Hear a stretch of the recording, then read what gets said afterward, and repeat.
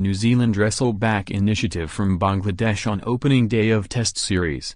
Neil Wagner took 5 for 47 to take back control of the first test for New Zealand on Thursday after Tamim Iqbal's 126 put Bangladesh on top early on the opening day.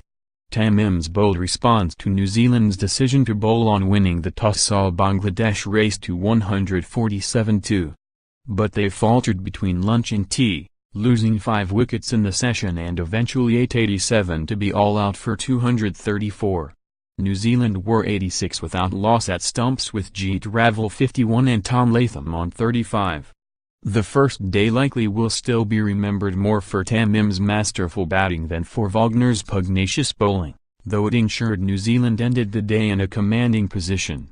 Tamim was 85 not out at lunch, and for most of that session it looked as if he would join the elite company of batsmen who have scored a century before lunch on the opening day of a test.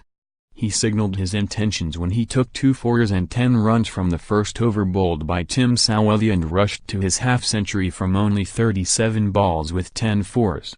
He stayed on pace to reach 3 figures in the session, then suddenly went into his shell and added only 2 runs from the last 10 balls he faced before the interval.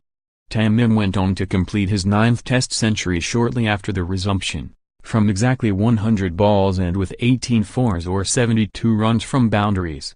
He went into his shell again as Bangladesh lost quick wickets after lunch, then came out firing again, hitting 2 fours and a 6 from a sow of the over. But he became reckless, had a life when he only just managed to clear the infield with a lofted shot and felted the unthreatening bowling of Colin de Grandhomme, steering a slow, short and wide delivery to Kane Williamson at gully. His innings was still a delight to watch, containing 21 fours and a 6, mostly struck square of the wicket on the offside or through cover. He played as if in a limited overs match, and at one stage New Zealand opening bowler Trent Boult passed him and stump microphones picked up his query, where was this batting in the one-day series? New Zealand beat Bangladesh 3-0 in 350 over matches.